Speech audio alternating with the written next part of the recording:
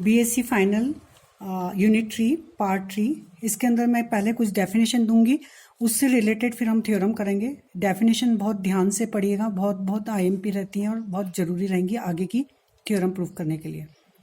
इसमें मैं डेफिनेशन दूंगी ओपन स्फीयर, विवृत गोला, नेबरहुड, सामीप्य, लिमिट पॉइंट, सीमा बिंदु, open set and close set, विवृत समुच्चय और समवृत समुच्चय।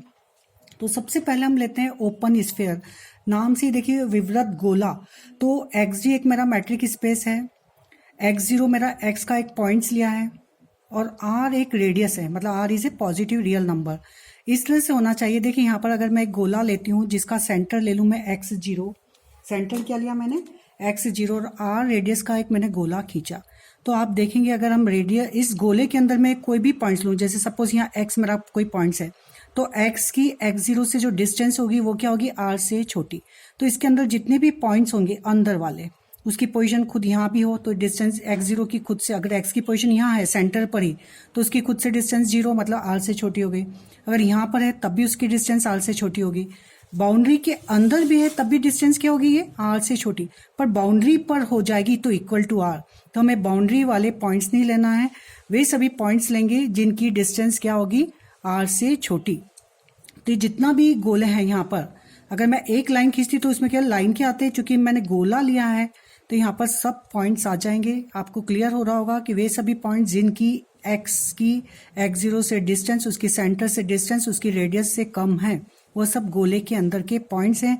इसी को कहेंगे हम ओपन स्फीयर। तो मैं डेफिनेशन दे रही हूँ अब यहाँ पर।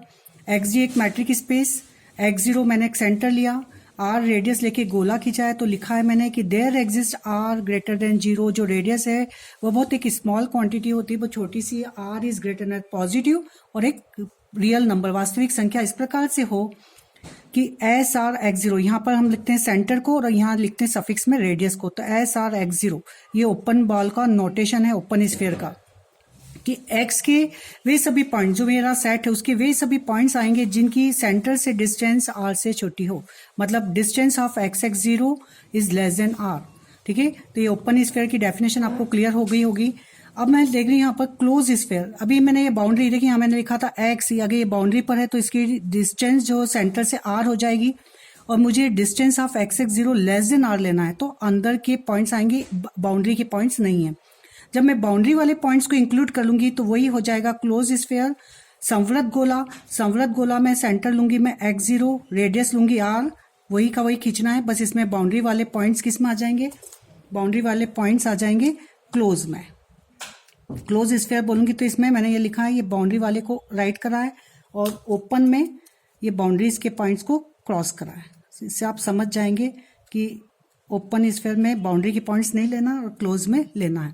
तो अब डेफिनेशन क्या हो जाएगी, वही पॉइंट्स रहेगा, X zero centre, R radius, X zero centre लेके R is greater than zero positive real number लेकर मैंने एक आर रेडियस लेके गोला खींचा, और यदि उसके वे सभी पॉइंट्स एक्स के, एक्स बिलोंग्स टू एक्स, मतलब एक्स के वे सभी पॉइंट, एक्स मीन्स मेरा ये सेट है, ठीक है, उसके पॉइंट्स सब जगह हैं, पर वही पॉइंट्स आएंगे। ये है मेरा एक्स, क्लियर, और ये है मेरी बॉल। तो x की पोजीशन यहाँ भी हो सकती है, पर ये x यहाँ आएगा क्या यहाँ, क्योंकि इसकी रेडियस, इसकी डिस्टेंस है एक्स जीरो की सेंटर से, ये r से बड़ी हो जाएगी, तो ये पॉइंट्स आएंगे ही नहीं। ठीक है, तो ओपन बॉल में सब अंदर के और क्लोज बॉल में बाउंड्री और अंदर दोनों आ जाएंगे। तो क्लोज बॉल की डेफिनेशन क्लोज स्फीयर, इसको विवृत गोला भी कहते हैं। तो एस एक्स जीरो इसका नोटेशन देखिए, यहाँ पर मैंने क्लोज इंटरवल कर दिया है, क्लियर, यहाँ ओपन था। इसका नोटेशन एक ऐसा भी रहता है कि x zero centre R radius, और इसको इस तरह से भी लिखा जाता है, तो इसको मैं इस तरह से भी लिख सकती हूँ, आर रेडियस को नीचे लिखते हैं और यह सेंटर को इस ब्रैकेट में, ये क्लोज बनेगा, बस ध्यान रखिएगा कि एक्स के वे सभी पॉइंट्स जिनकी डिस्टेंस सेंटर से लें तो या तो आर से छोटी या आर के इक्वल, आर के इक्वल मतलब बाउंड्री के भी आएंगे, किस में, क्लोज में। ये दोनों डेफिनेशन आपको क्लियर हो गई होगी कि विवृत गोला क्या होता है और संवृत गोला क्या होता है, ओपन एंड क्लोज स्फीयर। दोनों की डेफिनेशन मैंने यहाँ दे दी है। अब मैं लेकर आऊंगी नेबरहुड। नेबरहुड की भी डेफिनेशन बहुत ध्यान से समझिएगा आप लोग। Neighbourhood of A point, neighbourhood हमेशा किसी पॉइंट्स का होता है, क्लियर, नेबरहुड कोई सेट नहीं होता है। एनबीडी किसी भी बिंदु का सामीप्य, क्लियर। तो एक्स जी एक मैट्रिक स्पेस, उसके अंदर मैंने कोई पॉइंट्स लिया, एक्स बिलोंग्स टू एक्स, वो पॉइंट्स एक्स का ही है, तो N is subset of x. N क्या है, एक्स का एक सबसेट है, इसको मैं कहूंगी कि यह एक्स का सामीप्य है, ठीक है। एनबीडी ऑफ एक्स किसको कहूंगी, एक सेट को, ये किसी बिंदु का सामीप्य होगा यदि एक ओपन स्फीयर, एक open ball S x R, जहां आर इज ग्रेटर देन 0 इस प्रकार हो।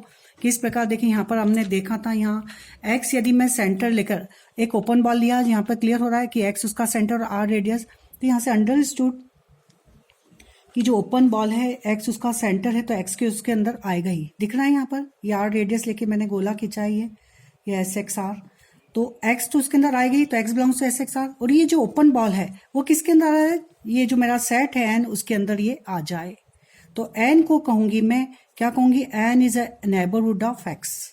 एन क्या होगा, एक्स का एनबीडी, क्लियर।